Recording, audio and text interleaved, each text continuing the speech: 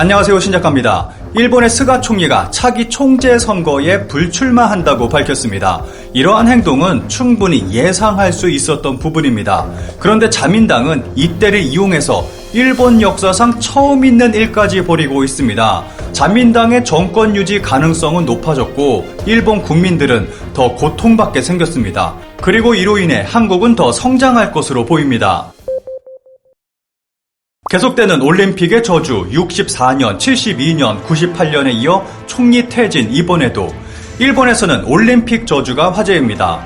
일본에서는 올림픽 이후 총리가 사퇴하거나 재선에 실패하거나 하는 등 올림픽이 끝난 후 총리직을 유지했던 사람이 없었습니다. 그런데 이번에도 예외는 아니었습니다. 스가 총리는 최근 휴가를 가지며 외부 노출을 하지 않았습니다. 그러던 그가 3일 기자단을 만나 자민당 임원회에서의 코로나 대책에 집중하고 싶다. 이런 마음에서 총재 경선에 출마하지 않겠다고 말했다고 밝혔습니다. 그는 1년 동안 코로나 대책을 중심으로 여러 문제에 전력을 다해왔다며 코로나 대책과 선거 활동을 양립하기는 어렵다고 덧붙였습니다.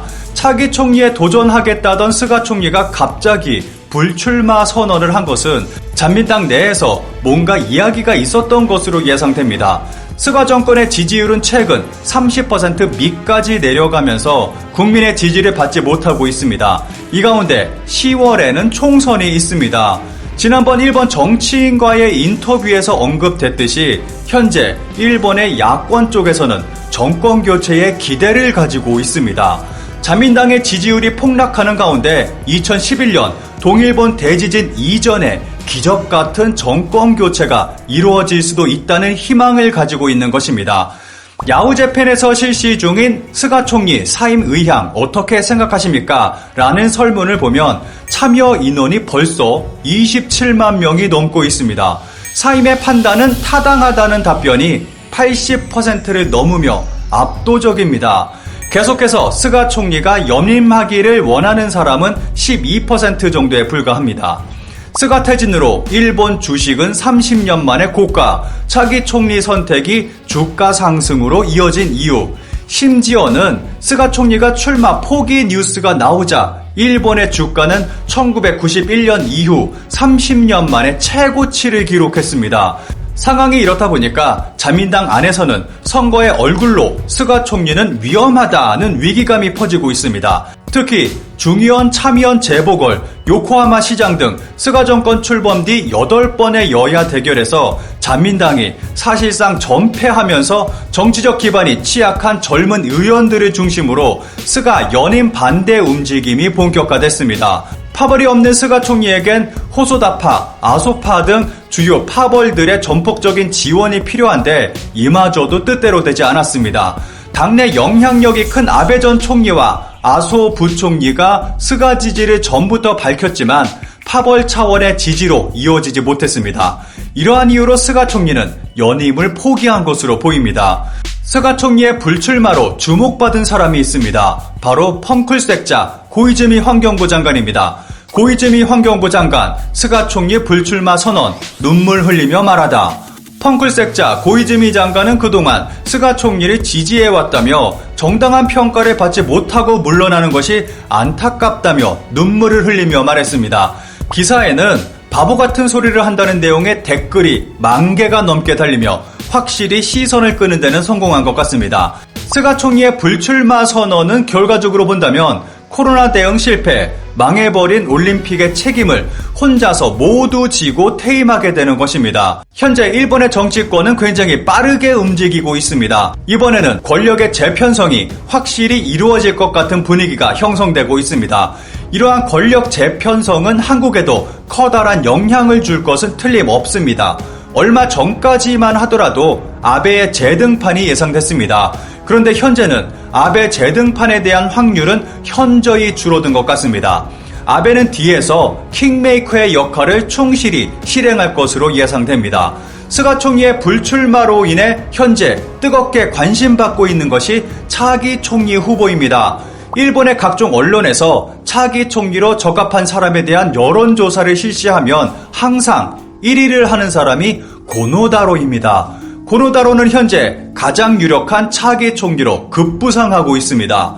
앞서 일본의 정권 교체 가능성에 대해서 언급했습니다. 그런데 지금까지 설명한 일본 정치권에서 벌어진 모든 일들이 자민당의 꼼수였습니다. 그 결과 역시나 일본에서 정권 교체가 일어날 가능성은 매우 낮아졌습니다. 스가 총리가 자민당 총재 선거에 출마하지 않겠다고 발표하면서 중의원 선거 일정도 재검토되게 됐습니다. 자민당 총재 선거 투개표는 오늘 29일이고 다음 달 상순 총리 선출을 위해 임시국회가 소집됩니다. 중의원과 참의원에서 모두 과반을 점한 자민당의 새 총재는 총리로 지명된 후 새 내각을 구성하게 됩니다. 이러한 일정을 고려할 때 중의원 선거는 임기 만료가 아닌 새 총리가 지명된 뒤 해산 후 총선이 치러질 가능성이 커졌습니다.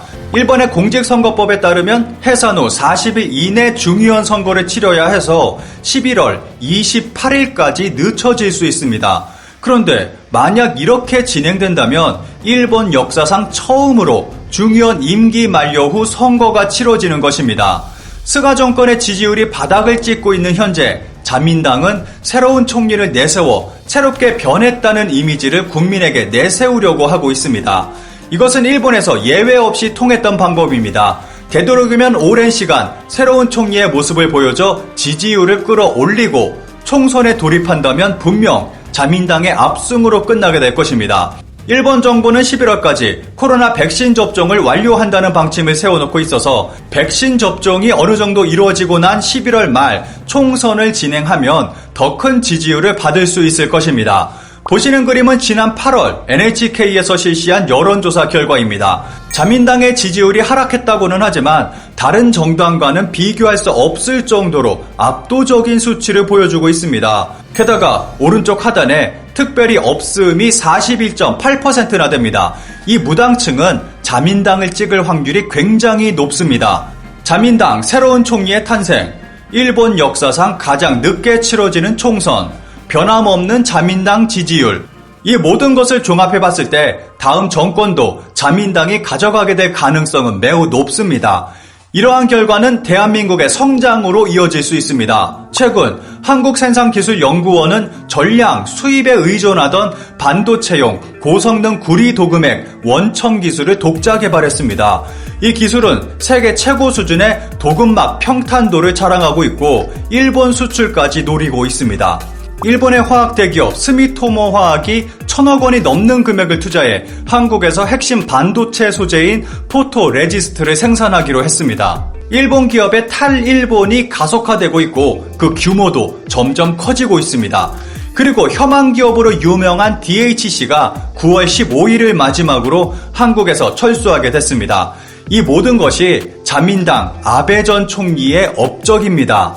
스가 총리는 아베 전 총리만큼의 헛발질을 보여주지는 못했습니다. 그런데 다음 유력 총리 후보는 고노다로입니다. 아베 이상의 무언가를 기대하기에 충분하다고 생각합니다. 한국에 대한 혐오감이 일본의 몰락을 앞당긴다. 한국을 얕잡아보면 안 되는 이유. 지난 7월 일본에서 나온 기사입니다. 내용은 제목 그대로 일본은 혐한으로 인해서 현실을 보지 못하고 몰락하고 있고 한국은 변함없이 잘 나가고 있다는 내용입니다. 스가 총리의 불출마 선언은 더 강력한 구구 총리의 탄생을 예고하고 있고 혐한에 목매고 있는 자민당의 독재를 변함없이 지속하게 해주고 있습니다. 그리고 그 결과는 일본의 몰락과 한국의 성장으로 이어질 것입니다.